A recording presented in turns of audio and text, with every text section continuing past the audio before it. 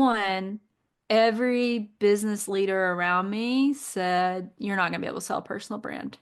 And it was very much the vibes of the website designer of like, this is going to be an impossible process. So I kind of wanted to prove to myself that if I wanted to, I could do it. And two, what would the valuations look like? And so when me and my husband originally decided we were going to take the business to market, it actually wasn't to sell. It was what do valuations look like in general, and what do valuations look like with my name and face attached to it? Mhm. Because if that really does tank everything out, then I'm going to spend the next 5 years taking my name and face back and back and back and Yeah. try to become a more just like, I don't want to say bland brand, but I'm going to Generic. separate myself from being a personal brand.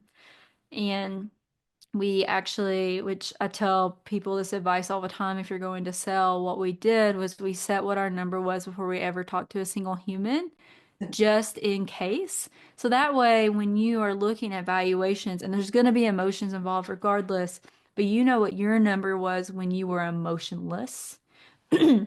And so that really gives you more power in the negotiation because you can be really excited about a buyer and all the vision that they're painting and all the things.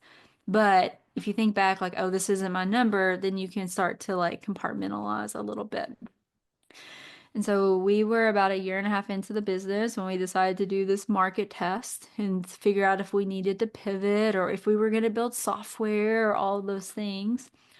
And we ended up meeting with a couple of private equity firms, and the private equity firms were very much like, you will be the CEO of a big test prep brand. So we want medical, we want legal, we want you to build all that out. Yeah. And then the other type of buyer we met was established test prep brands that either didn't have nursing at all or had just a little bit of it that they could just really incorporate my brand in. Sure. And one of those companies that we met with was Blueprint. And I remember being so excited about Blueprint because when we met with their leadership team, because at this point I had only been meeting with old white men for weeks, like all the private equity firms, it would be like two or three old white men would show up, and that's cool, that's fine. But their leadership team was half female, and I was like, okay, like this feels like more of my vibe. And Blueprint really didn't have anything in the nursing space at that point. And for me, like that was the most ideal scenario to be able to like just be plugged in and keep operating the way that we had already operated and keep building all these things.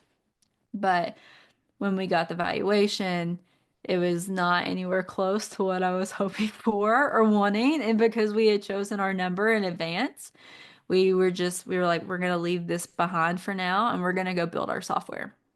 And so I sent an email to all the different people that we had talked to. And I was like, we're off the market now. Like, this really isn't the right moment for us.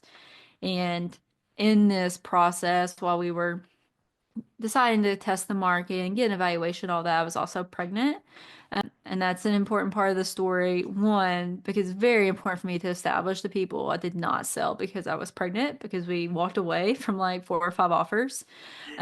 And two, it's important because it's going to come up later, but essentially closed everything down, left the market. We told Blueprint, maybe we could talk again in the future if the valuation were to ever get closer.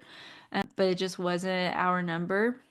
And the software team that I was working with was in India, and one of their core designers was in Singapore. So here I was, like 25 weeks pregnant, having meetings from 9 to 11 p.m. every night about building out question bank software and everything else.